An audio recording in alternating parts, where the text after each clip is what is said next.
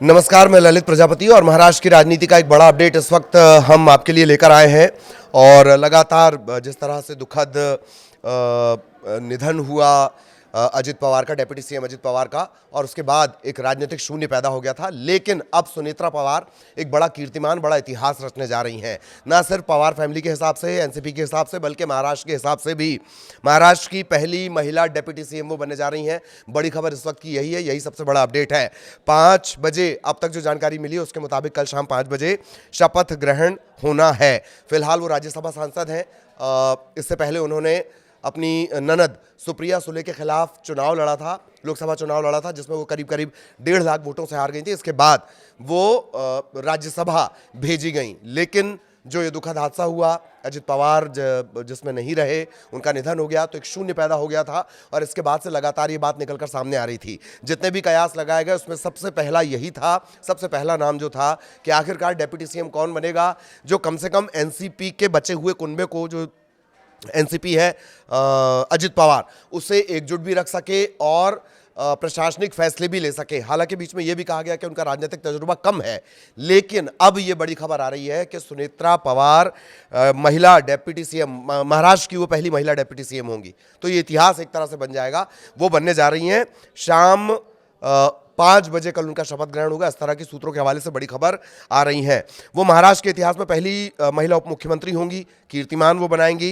कार्यकर्ताओं का मानना है कि इस समय, जो कठिन समय चल रहा है, उसमें सुनेत्रा पवार ही कैडर को एकजुट रख सकती हैं।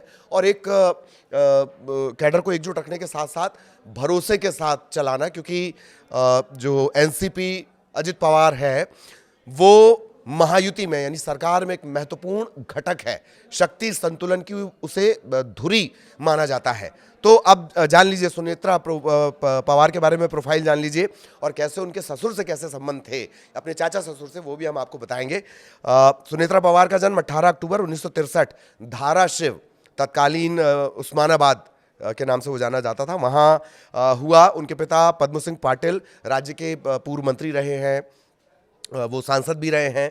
मतलब सियासत जो है वो विरासत में सुनेत्रा पवार को मिली है। सुनेत्रा ने प्रारंभिक शिक्षा के बाद औरंगाबाद के डॉक्टर बाबा साहेब अम्बेडकर मराठवाड़ा विश्वविद्यालय से बीकॉम की शुरुआत की है। राजनीतिक करियर की शुरुआत पर्दे के पीछे तो वो संभाल ही रही थी। बारामती में जब भी अजित पवार कहीं गए हुए होते या जिम्मेदारी उनकी अलग होती, तो सुनेत्रा ही तमाम चीज़ें देखती। लेकिन अगर सक्रिय राजनीति की बात की जाए तो संसदीय करियर का पहला चुनाव उन्होंने 2024 से लड़ा था, बारामती लोकसभा सीट से। और उसके बाद हालांकि उसमें हमने आपको बताया कि सुप्रिया सुले जो हैं वो उसमें जीती थी। इसके बाद वो लोकसभा में गई। अपने बेटे पार्थ पवार के मावल से लोकसभा चुनाव लड़ने के बाद सुनेत्रा और ज़्यादा एक्टिव हुई। लेकिन उनका एक सोशल प्रोफाइल भी है, वो भी मैं आपको बता रहा हूँ। ये अभी अभी ताज़ा जानकारी निकल कर आई है। राज्यसभा सांसद बनने का हमने आपको बताया, ननद सुप्रिया सुले के खिलाफ उन्होंने चुनाव लड़ा था। अब जो पवार परिवार में कुल 3 सांसद और 2 विधायक हैं। लेकिन अजित पवार के निधन के बाद आगे क्या होगा, इसे लेकर बातें कही जा रही थी, विलय की बातें कही जा रही थी। और सबसे बड़ी बात, डेप्यूटी सीएम बनेगा कौन। तो अब सुनेत्रा एक इतिहास रचने जा रही हैं। धाराशिव जिला, जैसे मैंने आपको बताया, पद्म सिंह पाटिल की वो बहन है। और उनका जो परिवार है, धाराशिव के टेर करके एक जगह है, वहाँ पर उनका बचपन बीता है। राजनीतिक और सामाजिक कार्यों के प्रति उनमें जुनून रहा। क्यों रहा है? पद्म सिंह पाटिल की वजह से। पद्म सिंह पाटिल और शरद पवार, इनका भी बड़ा खास ताल्लुक है, वो भी जान लीजिए। दरअसल पद्म सिंह पाटिल और शरद पवार की दोस्ती की वजह से ही सुनेत्रा और अजित पवार का विवाह हुआ है। साल 1980 में शादी के बाद वो बारामती आई। अजित पवार ने राजनीति में तब बहुत एक्टिव कदम नहीं रखा था। राजनीतिक करियर उन्होंने शुरू किया। कुछ समय तक तो सुनेत्रा सिर्फ घर संभालती रहीं। लेकिन उसके बाद अजित पवार का जो दूध का कारोबार था वो सुनेत्रा ही देख रही थी। लेकिन जैसे जैसे अजित एक्टिव होते गए तो घर के बाद फिर राजनीतिक जिम्मेदारी भी धीरे धीरे वो संभालने लगी। 1999 में जो बम धमाके हुए, उसके बाद शरद पवार महाराष्ट्र के मुख्यमंत्री बनकर लौटे। और तब अजित पवार, सुनेत्रा पवार मुख्यमंत्री के आधिकारिक आवास, यानी जो वर्षा बंगला था, वहीं पर साथ रहते थे, सभी साथ रहते थे। और सुनेत्रा, कंप्यूटर क्रांति उन दिनों दरअसल बूम पर थी। कंप्यूटर्स की हर तरफ बात हो रही थी, कंप्यूटर हर कोई सीखना चाह रहा था, डिजिटलाइजेशन की वो शुरुआत भी थी। तो सुनेत्रा ने कंप्यूटर सीखने की जिद की। और जो उनके ससुर हैं उन्होंने उस जिद को पूरा भी करवाया। और पवार का एक गांव है काटेवाड़ी। सामाजिक कार्य की शुरुआत उन्होंने काटेवाड़ी से की। जब अजित पवार सतारा के गार्डियन मिनिस्टर थे, महाबलेश्वर की वो यात्रा पर गई और लौटते समय उन्हें एक गांव दिखा जहां पर संत गाडगे बाबा ग्राम स्वच्छता अभियान चला रहे थे। इससे प्रेरणा लेकर उन्होंने काटेवाड़ी में अपना इनिशिएटिव शुरू किया। वो एक समूह भी चलाती हैं, 15,000 महिलाएं उसमें काम करती हैं, करीब करीब 15,000 महिलाएं हैं। मैं आंकड़ा और आपको देखकर बताऊंगा। वो पूरा ग्रुप महिलाओं आत्मनिर्भर ग्रुप है, वो सेल्फ हेल्प ग्रुप है, वो उन्होंने खड़ा किया है। और उनके बारे में जानकारी, जब उन्होंने काटेवाड़ी में जिम्मेदारी संभाली, इनिशिएटिव शुरू किया स्वच्छता का और गांव की सफाई की जब बातें आई, उन्होंने अपनी राय रखी थी। सुनेत्रा पवार कहती हैं कि सब दलों के लोगों की उन्होंने एक बैठक बुलाई काटेवाड़ी में, कहा कि साफ सफाई वो करना चाहती हैं। तब उनसे तमाम तरह की बातें पूछी गई कि क्या आप किसी बड़ी गृहिणी की तरह प्रदर्शनी लगाकर गांव की सफाई करना चाहती हैं। ये एग्जैक्ट मैं कोट कर रहा हूँ। वो लगातार आती रहीं, लोगों को गंभीरता का एहसास हुआ।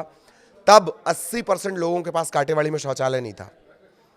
फिर उन्होंने स्वच्छता के अलग अलग जो अभियान चल रहे थे, गवर्नमेंट के इनिशिएटिव चल रहे थे, वो काम शुरू किए। और 2006 से एक टेक्सटाइल पार्क की वो अध्यक्ष हैं और एक विद्या प्रतिष्ठान के नाम से शैक्षणिक संस्थान की वो ट्रस्टी हैं। हज़ारों छात्राएं यहाँ पढ़ती हैं। एनवायरमेंटल फोरम ऑफ इंडिया नामक एक संस्था की संगठन की उन्होंने स्थापना भी की है। हालांकि 2019 के बाद जिस तरह से विवाद हुए, एक इंटरव्यू में सुनेत्रा ने क्या कहा था वो मैं कोट कर दूं आपके लिए। जब भी मैं विधानसभा चुनाव के लिए प्रचार करती हूं, मेरी ननद सुप्रिया सुले और मेरे बच्चे मेरे साथ होते हैं।